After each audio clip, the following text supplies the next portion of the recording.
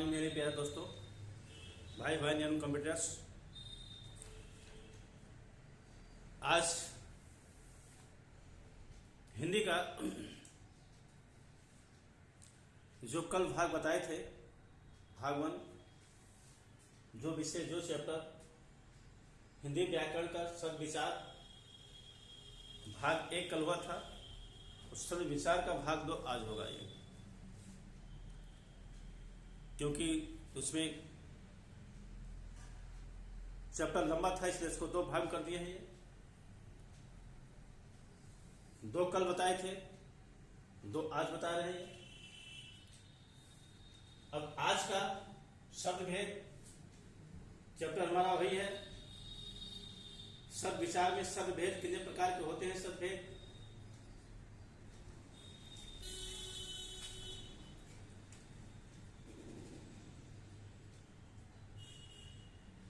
Number 1 उत्पत्ति के आधार पर, अब वहां तो हो गया था नंबर 1, नंबर 2 कल जो बता दिए थे आपको, ये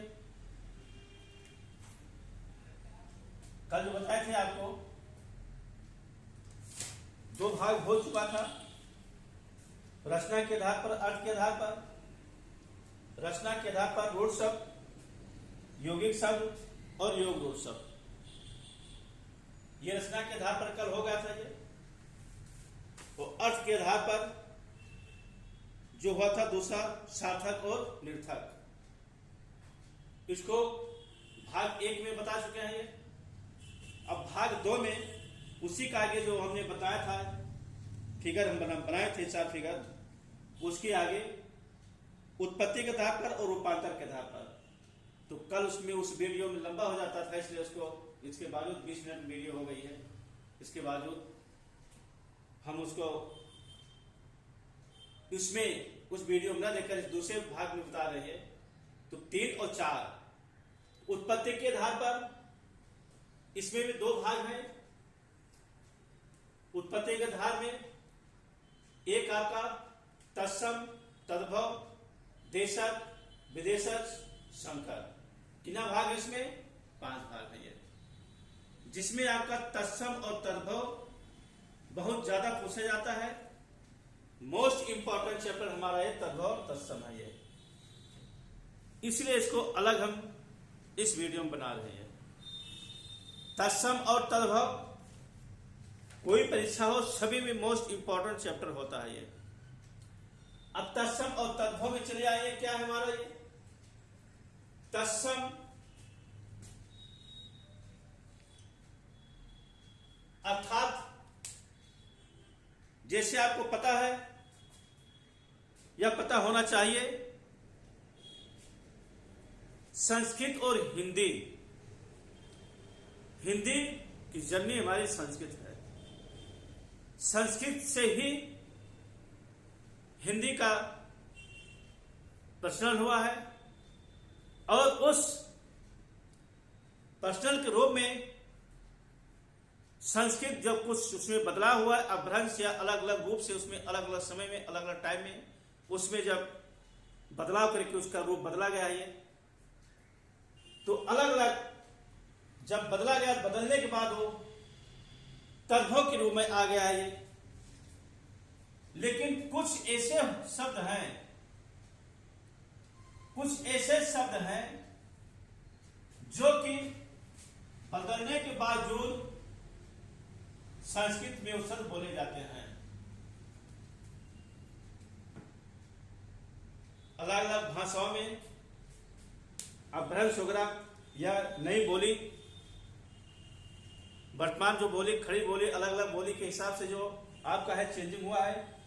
उसके बावजूद कुछ शब्द इसमें ऐसे हैं जो कि संस्कृत में ही बोले जाते हैं, उसका कोई बदलाव नहीं हुआ है। जैसे हमने यहां पर लिखा संस्कृत के शब्द हिंदी में प्रयोग, वो संस्कृत के ही शब्द हैं, उनमें बदलाव नहीं हुआ है।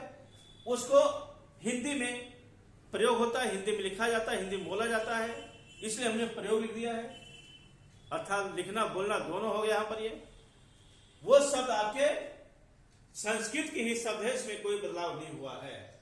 जैसे एग्जाम्पल हमने बहुत कम दिया, क्योंकि अगर एग्जाम्पल बहुत ज्यादा बताते तो वीडियो बहुत लंबी हो जाती, इसलिए बहुत ज्यादा एग्जाम्पल बताना एक वीडियो में असंभव है। एक मेथड, एक नियम आपको समझा दे रहे हैं, बाकी उस और एग्जाम्पल को आप एक्स्ट्रा अपना तैयारी करके एक्स्ट्रा किताबों से एक्स्ट्रा रूप में माध्यम से आप और एग्जाम्पल को, और जितना एग्जाम्पल आप समझेंगे उतना आपका और अच्छा होगा ये। इसलिए एग्जाम्पल में नंबर 1 अग्नि, और एक चीज तद्धम तस्तव, तत्सम और तद्भव का जो रूप चेंज होता है, जो हमने यहाँ लिखा उसी को वहां तद्भव हमने लिया है एग्जाम्पल में। तो इससे अग्नि हो गया, कूप हो गया, लज्जा हो गया, रात्र हो गया, कोकिल हो गया, दंत हो गया। ज्यादातर ऐसे शब्दों में आधा अक्षर या बिंदी या सा, हालांकि और ऐसा नहीं सब लोग कहा था, लेकिन ज्यादातर ऐसे अक्षरों में, इस संस्कृत के अक्षरों में जो उसका उच्चारण होता है वो बहुत धीमा उच्चारण होता है, और ज्यादातर ये सब देखने मिलता है आधा अक्षर और ऊपर बिंदी हो, या बहुत उसकी जो उच्चारण होता है उच्चारण में बहुत धीमे उच्चारण में बहुत मीठी उच्चारण, इस तरह से देखने को मिलता है ये। उसी तरह से तद्भव जो होता है संस्कृत शब्दों का नया रूप हिंदी में प्रयोग होता है। अभी जैसे हमने बताया अलग अलग टाइम पर, अलग समय पर उसका रूप बदलता गया, अभ्रंश वगैरह या नई भाषा इस तरह से बोलने से ये, आने से ये समय समय के अनुसार इस संस्कृत में कुछ उसमें चेंजिंग हुई और बदलाव करके नए रूप में जो हिंदी प्रयोग की जा रही है, और हिंदी में भी उसका प्रयोग हो रहा है ये, उसका नया रूप क्या है? तद्भव। अब उसका एग्जाम्पल जिससे है यहां पर अग्नि का तद्भव आग होगा, कूप का कुआं, लज्जा का लाज, रात का रात, कोकिल का कोयल, दंत का दांत। 5-6 एग्जाम्पल हमने लिखा है, ज्यादा एग्जाम्पल लिखने में समस्या हो जाती है, इसलिए ज्यादा एग्जाम्पल हम नहीं लिखे हैं ये। कभी हम अलग से वीडियो बना देंगे उसमें तद्भव तत्सम का अलग से, उसमें बहुत से एग्जाम्पल, बहुत से उसमें डिटेल कर देंगे कि ज्यादातर जो एग्जाम पूछे जाते हैं इस तरह से ये पूछे गए हैं और पूछे जाते हैं, और संभावना है अगली परीक्षाओं में पूछे जा सकते हैं ये। आगे हम चले आते हैं नंबर 3 पे, देशज। देशज जैसे नाम से पता है, देशज देश, देश तो भाई नेशनल लेवल पर देश तो उस तो देश है, लेकिन इसका मतलब लोकल प्रांत, मतलब जहां पर उस एक लोकल जो क्षेत्र है वो जिला हो गया, या जिले में और अलग भाग हो गया, उसको यहां पर देशज कहा गया है। अर्थात हम यहां पर लिखते हैं स्थानीय बोलियां, देशज में स्थानीय बोलियां। अब स्थानीय बोलियां में अलग अलग रूप में हिंदी क्षेत्रों में भी, अवधि क्षेत्रों में भी अलग अलग बोली बोली जाती है, जिसको ग्रामीण क्षेत्र की बोली कहते हैं ये, अलग अलग गांव में। जैसे हम यहां फैजाबाद अयोध्या की बात बता रहे हैं, यहां पर भी आज 20-25 किलोमीटर दूर शहर की बात जो है, अयोध्या शहर की बात यहां पर अलग है, और दूसरे क्षेत्रों में जैसे यहां मिल्कीपुर हो गया या और अदर क्षेत्र हो गया, ज्यादा दूरी नहीं है, सिर्फ 25-30 किलोमीटर दूरी है, वहां की भाषा कुछ चेंज हो गई है। जैसे गांव को गौना कहते हैं, और इस तरह से एग्जाम्पल है जो कि चेंजिंग है ये। इसी तरह से थोड़ा और पूर्व साइड चले जाइए अयोध्या के, वहां पर भी बोलियों में कुछ अंतर पड़ता है। जैसे अकबरपुर या और आजमगढ़, और पूर्व साइड चले जाओ तो उस बोलियों में और इधर की बोलियों में कुछ न कुछ अंतर पड़ता है। हरियाणा साइड चले जाए, वहां हरियाणवी में अलग अलग, किस तरह से दिल्ली हरियाणा में कुछ बोली चेंजिंग होती है। यही बस्ती में जो आग सेका जाता है ठंडियों में, जो तपता तपा जाता है, यहां तपता कहते हैं हमारे यहां, और बस्ती में हम यहाँ जैसे अयोध्या फैजाबाद के हैं, कुछ लोकल क्षेत्र में यहाँ पर उसको तपता कहते हैं, और बस्ती में उसी को कौरा कहते हैं। क्या कहते हैं? कौरा सेक रहे हैं हम। इस तरह से यह स्थानीय भाषा होगी, स्थानीय बोलियां होगी। अब जैसे यहां पर देशज में पेट, गौड़, लोटा, डिबिया, पगड़ी आज इस तरह से जो क्षेत्रीय भाषा में जो लोकल में बोला जाता है उसको देशज भाषा। एग्जाम्पल हमने बहुत बता दिया। ये इस तरह से लिखे हम बहुत कम, इसका और हमने और बता दिया है देशज। फिर इसके बाद नंबर 4 में विदेशज। विदेशज अर्थात विदेशी भाषा अर्थात फॉरेन लैंग्वेज।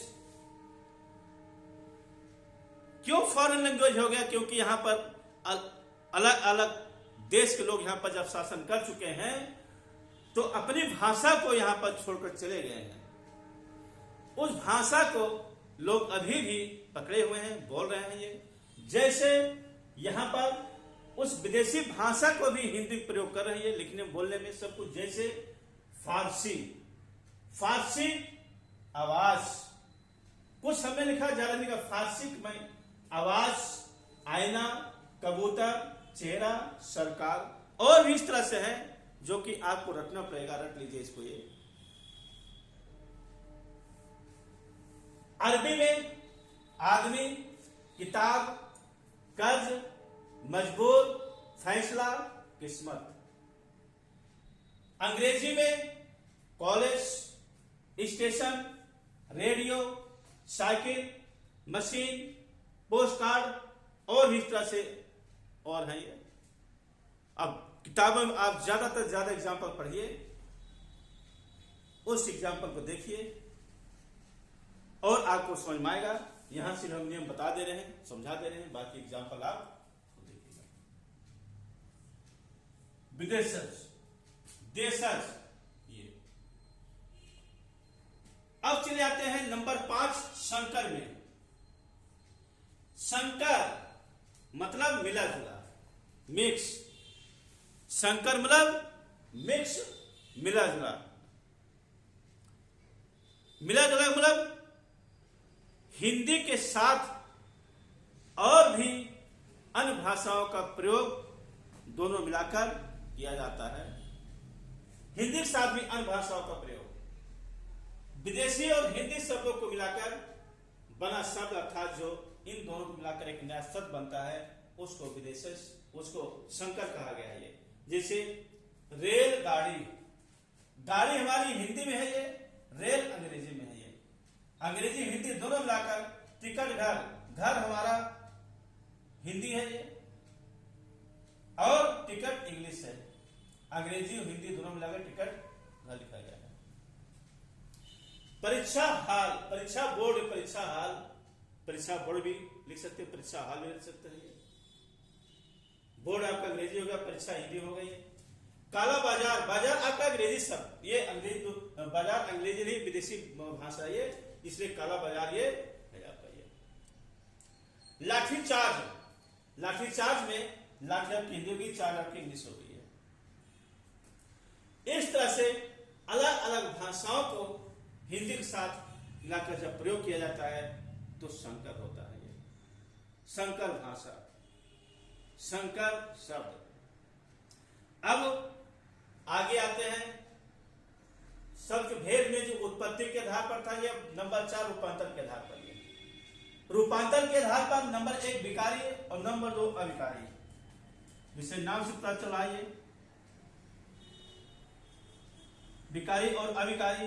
विकारी विकार अर्थात जिसमें लिंग रूप वचन के आधार पर रूप बदलता है, लिंग रूप वचन के आधार पर रूप परिवर्तन होता है।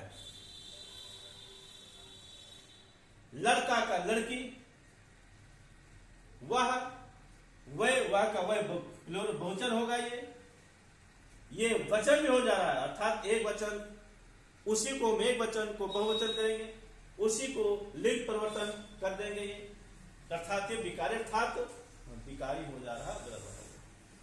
दूसरा जो होता है अविकारी, रूप न बदलने वाले शब्द, चाहे लिंग हो, चाहे रूप हो, चाहे वचन हो, किसी के आधार पर वह शब्द नहीं बदलता है, जैसे आज, यहां, वहां, आज। इसे शब्द को अव्यय भी कहते हैं। अव्यय एक ऐसा अगला चैप्टर है, उसको बताएंगे अव्यय क्या होता है। अव्यय अर्थात जो रूप न बदले, अपना रूप न बदले, किसी भी कारण अपना रूप न बदले, उसको कहते हैं अव्यय। अब जैसे यहां पर यहां आज अर्थात हम चाहे सिंगुलर हो चाहे प्लूरल हो, नाउन प्रोनाउन, संज्ञा सर्वनाम, उसके साथ हम आज, जैसे आज लड़का आया, आज लड़की आई, आज स्कूल बंद रहेगा, आज मेरे पिताजी आएंगे, आज मेरी मां आएंगी। तो चाहे स्त्रीलिंग चाहे पुल्लिंग, सबके साथ यहाँ पर आज का प्रयोग होगा। यहां वहां भी इसी तरह से सबके साथ प्रयोग किया जाएगा। सब्जेक्ट कैसा भी हो, कर्ता कैसा भी हो, सबके साथ ही प्रयोग किया जाएगा। इसमें कोई बदलाव नहीं होगा, कोई चेंजिंग नहीं होगी, इसलिए इसको अविकारी कहा गया, जिसको अव्यय भी कहते हैं।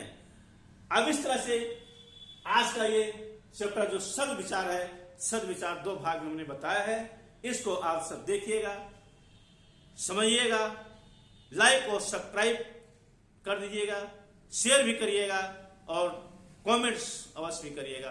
धन्यवाद।